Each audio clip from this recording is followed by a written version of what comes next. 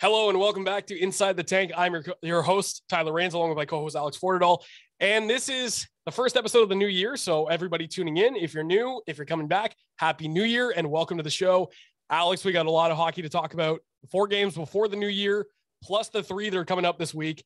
And we're going to dive into a little bit of our thoughts on the team so far. First off, I wanted to ask you, how you doing during this crazy new year so far?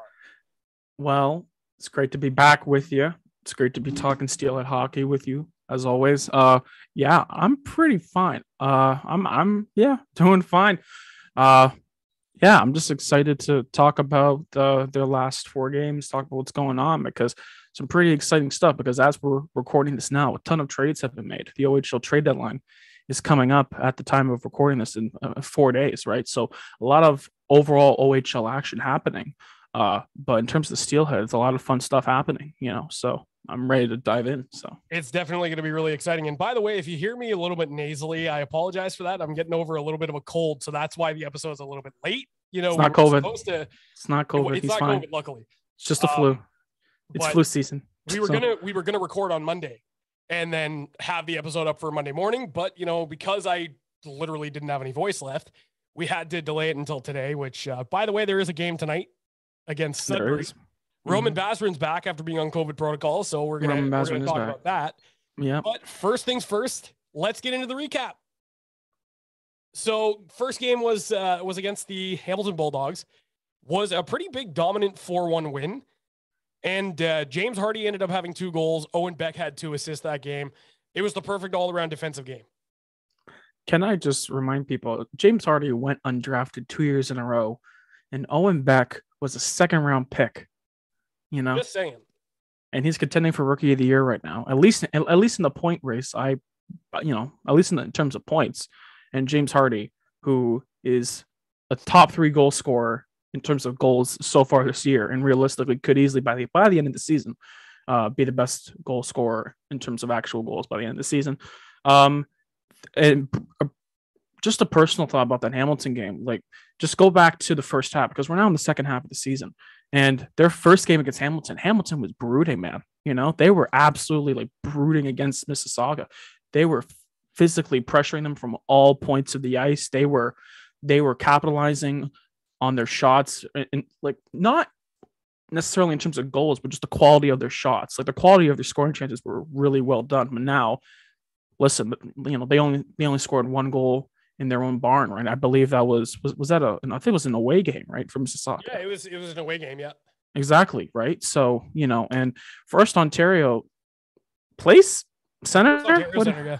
First Ontario Center, it could be a daunting place to play, but again, Mississauga has just been so good all year, so they could care less about that, and that showed in that game. It started off as a really kind of hard time against Hamilton, and then they ended up picking it up and beating them almost every time that they've played them since. So it was a pretty good win there.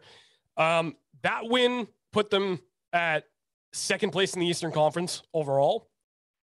You go back again. The last game of the last game of the 2021 part of the season was against North Bay. It was a 2-1 win. Roman Basrin had 26 saves. Jeez, I can't speak today. You're 26 saves in that win. Kai Schwint, the birthday boy, scored on his birthday. And that game was all our depth. It was. That was all depth. It was. And listen, North Bay, so far, realistically, they have been Mississauga's toughest opponent, because in terms of competing for not just the Central Division, but overall in the Eastern Conference, it's Mississauga and North Bay, at least as of right now, right? So it was a 2-1 win. It was a close game. But I will say that is definitely a game that those top 2 forward lines probably want to have back in terms of performance, because like you said, the depth lines, they were firing on all cylinders. Kai Schwinn, of course, has been mainly a bottom 6 role this year. He has sniffed a couple top 9 minutes, but they were firing on all cylinders. Kai Schwinn with an incredible goal. Of course, Roman Basrin, who's been one of the better goalies in the OHL all season, stopping the puck 26 times for Mississauga against the team that can put on a lot of goals. So Exactly. And I mean, yeah, since they've played North Bay this year, they're 2-1. We'll get into their season record in a minute. But that game was a pretty good game. Then they come back from the Christmas break, and the 29th, they played North Bay again. This time it was a 5-4 win. A little bit tougher, I it was think, really on, tough. On the defensive side of things, which, when we were talking to James Richmond, he said that they don't really play a defensive system, but they've been known to make some good defensive plays. So they ended up winning 5-4. James Hardy had a 4-point game with 2 goals and 2 assists. Zach Lavoie had 2 goals. Luca Del Belbaluz had 4 assists. So you have multiple players with 4-point games. And Joe Ranger, probably the biggest win of his season so far. Best performance with a 35 save win. Yeah. I think that's probably his best performance. And listen, people could say, "Oh, he led in 4 goals, 35 shots, though." Meaning he faced 35 saves, meaning he faced 39 shots. Against literally the second best team, arguably in the Eastern Conference. If Mississauga and North Bay, right? So the fact that you have a guy like Joe Ranger, who you and I had so many conversations in the past that Joe Ranger this season was the starting goalie, right? Yes. But they brought in Roman Bazard because Justin DeLauro, it's not his time yet. We saw that a bit in the preseason, in the exhibition games before the regular season, right? And Bazard was playing a lot of minutes in front of him, and I was getting worried. Supposedly, even Ranger was getting a tiny bit worried about playing time. But my goodness, like, what a performance by him! Every time he has played, he's wowed the crowd. Absolutely, he's done amazing. Absolutely, he's gotten so much more better over the past. Listen, 1920 Joe Ranger. This is nothing. It's nothing like 1920 Joe Ranger. This is a starting goalie in the OHL and a viable, very good potential top of the league goalie here. So he's been doing great. And then now, before we move into the second part of our episode here, the look ahead, I want to talk about the last game, which was the final game in 2021. A game against Sudbury where they ended up winning 8-2. Ethan Del Mastro with 4 assists. That's his first 4-point game, I think, in his career, which is pretty impressive. Aiden Pruder had a goal and 2 assists. And once again, Joe Ranger coming in clutch with a 25 save performance. Wow. That was a pretty dominant win. And that was on New Year's Eve, too. Fun fact, folks, players don't like to travel far from home on New Year's Eve. So maybe the OHL should probably make sure that for future schedules, they don't they can have an away game, but don't make it a 4-hour drive, or like if you're going to do it, make it early in the day, like a noon game. Sure. Like a 2 p.m. game, a 4 p.m. game. Like, do me a 7 p.m. game. I will say people could say, oh, that's the part, that's the journey. Like, sure. But let's be real here. They could easily have make the journey better of a junior, of a major junior hockey player by, not doing stupidity like that, but what a game, man. Like, I haven't really realized until that 8-2 win against Sudbury away. Ethan Del Mastro, man, he's a force to be reckoned with. He's taken his production up like 12 notches. He's such an incredible player to watch, and I think we'll talk more about that when we get into our thoughts on the team. But he's just such an incredible player to watch that season. And with that being said, let's move into our second portion of the show, which is the look ahead. We've got 3 games, obviously tonight against North Bay, playing tomorrow against Sudbury, and then back home to face Kingston. Unfortunately, fans will not be allowed in attendance per the new regulations in Ontario, which sucks. But luckily, there are still going to be games played. So those 3 games they're looking tough. Sudbury, the game against Sudbury, or the games against Sudbury this season, the Steelheads are 3-1-0 on the season against them. 7-2 win in the first game, 5-3 win in the second game. Wolves take it back, 2-1 win in the third game. And then, of course, the Steelheads absolutely crushed them in the fourth game, 8-2. I'm not worried about that. I'm not worried about the game against Sudbury. It's the game against North Bay that is going to be a little bit challenging, because the first game, you look back, the first game of the season, it was a 7-1 win for North Bay, right? Mm-hmm. Yeah. They played them again. The second game, Steelheads ended up coming away with the win. And the third game, they also came away with the win. So, I mean, yes, they have a winning record against them this season, but they need to keep it going in terms of not letting guys like Ty Nelson or, Liam Arns be I was going to say Josh Curry, but he actually just got traded. Guys Brendan like Coe. that. Yeah, exactly. Brandon Coe getting scoring opportunities, because the more that you let those guys in, the worse it's going to get in terms of trying to defend and trying to make sure that you maintain a lead, which against a team like that, it's going to be tough. And the thing with North Bay is there's very little to separate them right now. They're both hardworking, competitive teams that will fight until the end. And you know what? I want to go back quickly to that second North Bay game that we just talked about in the recap, that 5-4 game. It was close until the very last second. The full last minute of play in that whole period. It took the North Bay had the puck. Literally, exactly. Like the whole last minute of that entire game. Mississauga was still winning 5-4, but North Bay held the puck in Sauga's end for that whole last minute of play, making defensive play after defensive play, save after save, right? So I think if Mississauga wants to truly solidify themselves as the best team in the Eastern Conference and, of course, in the Central Division by reason, they have to widen the gap between them and North Bay. And just thinking about Sudbury, they're a team right now that's rumored to be selling a lot of big pieces. They're rumored to be selling Jack Thompson, who at the beginning of the season was the best defenseman in all of the OHL. He was absolutely incredible. He had an incredible start to his season. He's an easy power play quarterback, a big right-hand shot that can move the puck very fast, very well. He's an incredible player. That's why he got drafted. So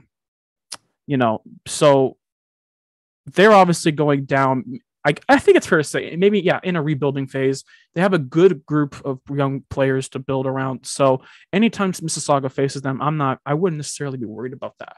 But North Bay is where the big challenge is. So, And really quickly before we move into our next portion of the show, which is going to be the midseason awards, the last game that we've got on Sunday is against Kingston.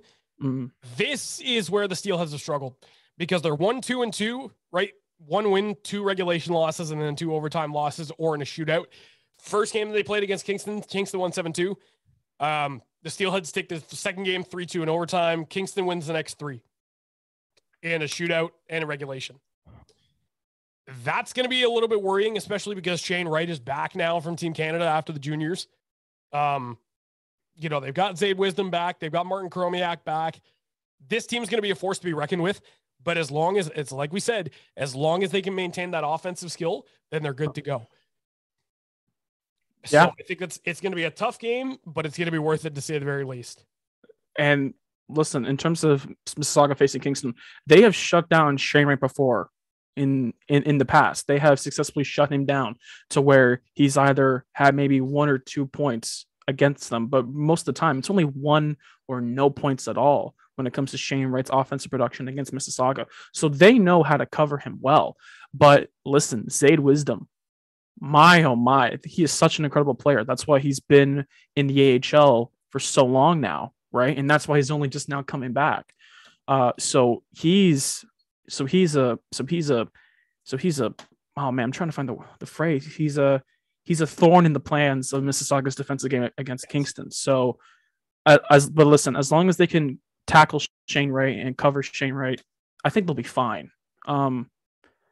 Lucas Edmonds as well, we forgot to mention, who's trying for OHL Player of the Year, even CHL Player of the Year with this incredible campaign he's having. So they have it's not just a Shane Wright team, which is shocking to say, but listen, this is probably it's more of a Lucas Edmonds team, right? But yes, we'll see what happens. But they have to cover their points well. It's definitely going to be interesting. So, and we'll see how they do this weekend, but I have full confidence that they'll be able to hold their own in all 3 games. Alex, you know what time it is? I think it's sponsor time. It's time for our favorite part of the episode, which is bringing you our brilliant sponsors for today's podcast, CW Sports Memorabilia. I don't know about you, Alex. I'm one who, as you can see behind me, I collect all sorts of jerseys and pucks, just really cool stuff like that. And I know that you do too, judging based on the jerseys and you have your Vladimir Guerrero Jr. signed photo in the back there. You collect all sorts of cool sports stuff, right? I do. What if I told you that there is a place where you can get all of that and more, plus some custom artwork, and you can get your jerseys framed for an affordable price, and it's local. I wouldn't be surprised because that is what CW Sports Memorabilia offers. Yeah. A lot of great products. All of the best sports, any sport that you can imagine. Baseball, soccer, hockey, boxing, you name it, they've got it. Check out CW Sports Memorabilia in our description. And the best part about all of this, if you message him with code PROSHOT, you can save 10% off your first order. Charles Warburton, great guy, official photographer for the Mississauga Steelheads, runs a great business, great guy. He sells great products, officially, all official by him. He's always getting new signatures in of legends, OHL players, current NHL stars, everything in between. Great guy, great business. And like Tyler said, code PROSHOT, 10% off your very first order. Great guy, great business, and we hopefully you check him out. Absolutely, you're definitely going to want to check them out. And you know what? While you're at it, drop them a follow. They're amazing, and I guarantee that you're going to want to check them out for all of your sports memorabilia needs. It's super cool, very affordable, and one of the best places to get it. That's probably one of my favorite places to go and get anything that I need. So with that being said, let's move into our second half of the show, which is the mid-season awards. And Alex, we're going to go over some of the accolades that some of our Steelheads players have gotten, including Player of the Week and Player of the Month. And then we're going to go through and give our takes on who our players so far of the first half of the season have been. So with that being said, let's go back to earlier this week. James Hardy got the Player of the Week award. Through 2 games, he had 3 goals and 3 assists for a total of 6 points. Well-deserved. He's such a hard-working player. The guy doesn't stop scoring. He's a perfect playmaker. I don't understand how he went undrafted twice. I'm speechless. It will always forever be a wonder.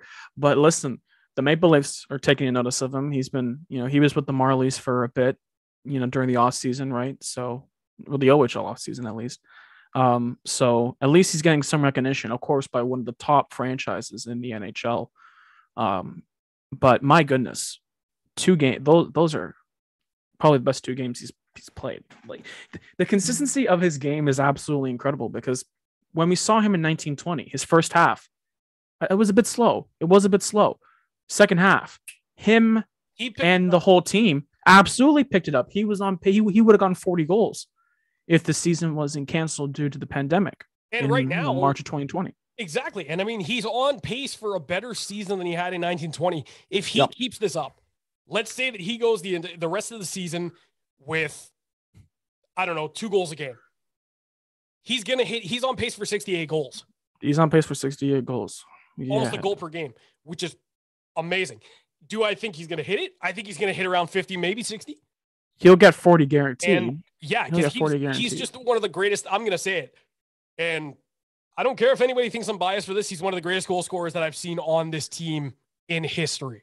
He's definitely the best goal scorer since Owen Tippett. That's a guarantee. That's a guarantee, because there's Tippett and then there's Hardy. But listen, this is something I brought up to Thomas Zubris, another member of the Pro Shot podcast, right? I told him I could genuinely imagine, if you include next season, Hardy will become the top goal scorer for the Mississauga Steelhead franchise. I totally agree with that. Absolutely. He needs to score 40 this year and 40 next year. He'll do it. You look at the amount of chemistry that he's got with his teammates. Look at that first line with, I guess it's Zach Lavoie now, but that first line with Luca Del. It's interchangeable. Yeah, it's mainly Collins, Double Blues. Yeah. Lavoie's been seeing a bit of time, but I think that's just because in terms of the most recent time Lavoie was on the first line, was because Ty Collins had COVID protocol. Well, he was in the COVID protocol, right? Yeah. So that first line, whether even Lavoie. Even Lavoie's looking good, on the first line. But you look at how well the Del Bellblues and Hardy play off each other. It's almost like it's natural. Like you look at it, those two making passes to each other. It's like it's like passing the butter. That was a horrible example, but you know what I mean. I get what you're saying. Like their passes are smooth as butter. Yes. Yeah. Like it's just so natural the way that they play off each other, and that's really going to help them going into, I think, this coming playoffs, because at this point it would be impossible for them to miss the playoffs. But it's really going to help them in the playoffs. And I think that going into next season, it's definitely going to help them out for sure. So they've been impressive so far. Hardy has been just absolutely great. And the second player of the week honor went to none other than Mississauga's own, the Mississauga Steelheads' own Joe Ranger. Because, man, we were talking about it a little bit earlier and how impressive he's been. That was the icing on the cake, I think, for his game and this season, how well he's played. Super impressive. To say incredibly impressive. Absolutely. Like, through 2 games, he had a 3.00 goals against and a .909 save percentage. For those of you who don't speak the hockey lingo, that's good. It's not bad. It's not bad at all. No, it's really not good. bad at all. It's absolutely incredible, man. Joe Ranger, proving that he is starting goalie quality in the OHL. Let's be real here. He could probably be the starting goalie for a majority of OHL teams right now. He really could, I think. And you know what? I think that Steelheads fans have been spoiled because we have 2 great goaltenders. Mm-hmm. We have Roman Bazarin, who came in. He's an overager, of course, beginning of the season. And then, of course, we have Joe Ranger, who I'd say even the second half of last season into this season, he's broken out and he's really proven why he belongs as a starter, right? It's basically, there's no starter and backup on this team. It's 1A, 1B. Yep. They're both starting goalies. And that's exactly what you love to see. They're both getting some playing time, which is good. Each one of them are playing extremely well. And I think it's what you love to see on this team, especially one that's in first place in the league currently. I'm going to jinx it. Just watch. Currently first place in the league. And, you know, they're looking to make a deep playoff run. So that's exactly what you love to see in a goaltending tandem like that. Absolutely. It's the best goal. It's the best tandem in the OHL. I don't even think that's up for debate. It's not. Most things in life are up for debate, but I think in terms of this, I think the debate is very slim. There's very little you can argue about these 2 goalies together. You have some good goalies in the league, like you got Tristan Lennox and Matt Guzda, but I mean, There's none that a goalie tandem that's as good as Ranger and Bazarin. I don't think you're going to see that on any other team. Which leads us into the third player, which, man, I think the month of December is really, really quite good for the Steelheads because fans are spoiled. Mastro earned defenseman of the month in the OHL with 11 points in 9 games, all of them assists.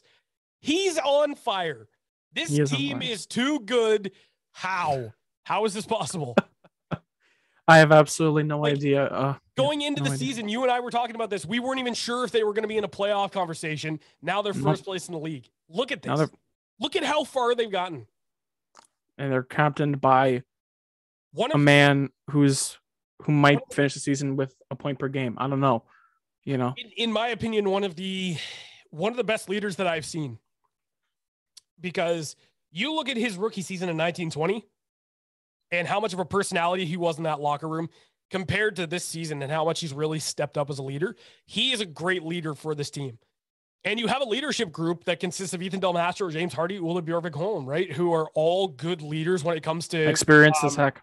Experience as heck. Yeah, exactly. And if they're good leaders when it comes to, on and off the ice. Mm-hmm. So I think that, that's a big part of the reason why they're doing so well is because they're playing for each other. They're not playing for themselves. They're playing for each other. And I think a big part of that you've got to give to the leadership group. So congratulations to those guys.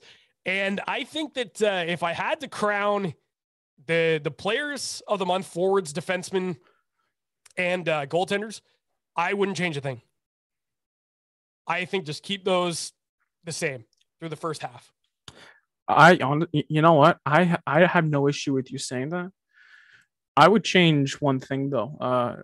I would change Hardy for Del Belus because really? This is a guy. I would, man. Listen, this is a guy who, I hate to say it, I genuinely thought how poor his rookie season was. And listen, the transition from whether it's GTHL, HEO, minor midget to OHL, it's a jump, absolutely. Yes. But if you're picked at a certain slot, I think the general consensus is, okay, this person is probably going to maybe get, like 15 to 20 points, because listen, look at Luke Misa, right? He's probably going to get around 30 points this year. Lavoie, 30 plus points, right? Owen Beck. Well, Owen Beck's an exception. He's just incredible. Owen Beck's on pace for 50 points. Basically, yeah, in his rookie year, which is why NHL Central Scouting is supposedly, we heard, going to be ranking him as an A prospect in their latest update. Incredible for him, But when I when I saw Luca Del Bello lose his rookie year, I thought this is a guy who I didn't think would work out in Mississauga. Now, I am very happy to look like a fool now for saying that. He's incredible. He's a genuine top 2 round prospect in this upcoming NHL draft. He's getting all kinds of attention. He's out here getting multiple points per game. I believe in the last 5 games, he had like 4 points, like maybe like once or twice in a game, exactly, or at least or at least minimum 2 points per game. His overall skill is incredible. Absolutely, he has been. I don't fault you for saying that.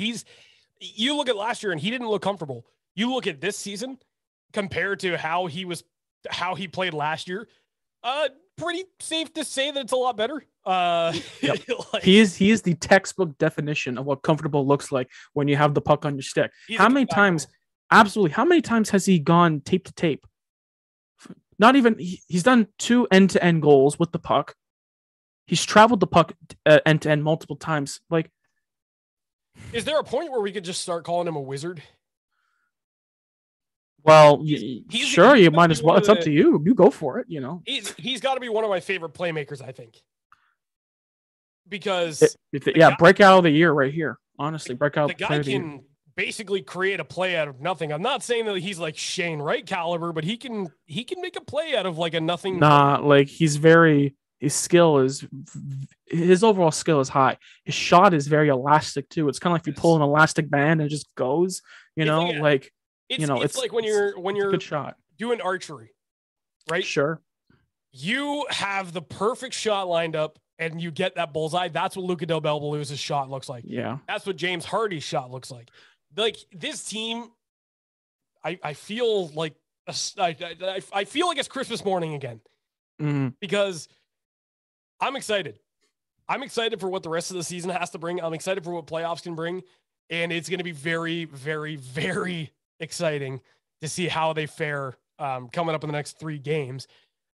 That brings me to the halfway point of the season, or it brings us to the halfway point of the season. It's time to give our thoughts on the team. So I want to begin with asking you, Alex, what do you think what are your biggest what do you notice in terms of how much they've changed from the beginning of the season up until now? I genuinely think they're still the same team. I think their overall mentality they have of never counting, themselves out, whether that means they're losing in a game, whether that means they're in a tight spot in the standings, or, whether or not they came into the season with insanely low expectations. Because Tyler, how many times have we had conversations with people? We've seen people talk about them on social media. Oh, they're 4th or 5th place team. Which, well, they've saved. They're arguably the best team in the OHL. As of right now, they are number 1 in points. They are the best team in the OHL. Yes. Right? So could they improve? I don't think you can improve from number 1 unless there's like an infinity out there, just continue. Unless you start making them part of the QMJHL and they get first place there too. Like, they could, but better from number 1. But I would love to see the Steelheads against the Blainville Boisbriand Armada. That'd be a fun match. But shout out to Thomas Zubris on that one. Absolutely. But no, listen. Honestly, I think just continue what they're gonna do. And you know what, man? Since we're in the midst of trade rumors and all this stuff, right? You know what? I just wanted to say this just in case everyone was really curious. I don't see Mississauga doing a blockbuster thing here. I don't see that. For those who have been tracking, they have a really good amount of assets in this specific year's draft. I think if anything, it'll probably be a pick swap or something that they do. Or maybe, maybe honestly, some depth. Mm-hmm. I don't think that they're going to make a huge blockbuster. That's what I'm thinking. That's what I'm thinking in terms of depth. I think I'm getting like the vibe that they're going to go for a potential bottom 6 forward. It's not a defensive move. they'd be going for a forward. Is it necessary? I don't necessarily think so, but if they were to make a trade of any kind, they would go for a forward. They would not be going for a defenseman. And James Richmond is not the kind of guy who just makes a trade for the sake of making a trade. If he sees that there's a spot that needs to improve, he's going to go out and get it, and he's not afraid of that, right? Absolutely. That's just it. I don't think they need to make a trade right now. I think they're fine. Me too. And that leads us into the final point. We have just under a minute left. Do you think that they are going to be a force within the playoffs this year? I'm still saying they're going to make it to the finals. If they continue this the way that they're playing, without a doubt, they're going to make the finals.